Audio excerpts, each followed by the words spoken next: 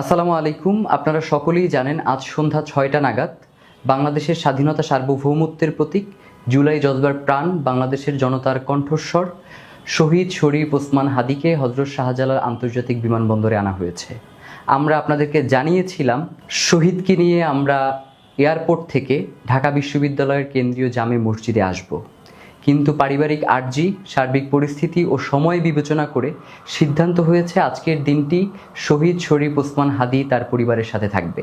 আপনারা দেখেছেন ওসমান হাদি গুলিবিদ্ধ হওয়ার পর থেকেই বেশ কিছু কুচক্রী মহল তারা পুরো দেশব্যাপী ষড়যন্ত্র করার চেষ্টা করছে, স্যাবোটেজ করছে, এবং একই সাথে দেশি বিদেশি ষড়যন্ত্রকারীরা তারা চেষ্টা করছে বাংলাদেশের জনগণের এই যে স্বতঃস্ফূর্ত অংশগ্রহণ এটাকে যাতে কোনোভাবেই প্রতিষ্ঠা হতে না দেয়া যায় এবং এই যে জনগণের যে ইনসাফের লড়াই সেটাকে স্তিমিত করে দেয়া যায় তার লক্ষ্যে তারা আপ্রাণ চেষ্টা চালিয়ে যাচ্ছে।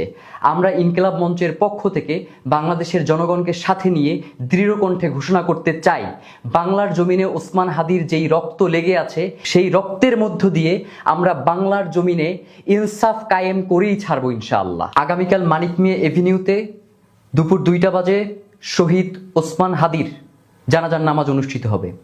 আপনাদের সবাইকে, বাংলাদেশের স্বাধীনতাকামী জনতাকে শহীদ শরীফ ওসমান হাদির জানাজায় অংশগ্রহণ করবার জন্য আমরা অনুরোধ করছি এবং একই সাথে আমরা ঘোষণা করতে চাই জানাজার পূর্বে আমরা ইনকিলাব মঞ্চ এবং তার পরিবারের পক্ষ থেকে আপনাদেরকে শহীদ ওসমান হাদির রক্তের বদলা আমরা কিভাবে আদায় করে নিব তার পরিষ্কার বিবৃতি আপনাদের সামনে উপস্থাপন করব।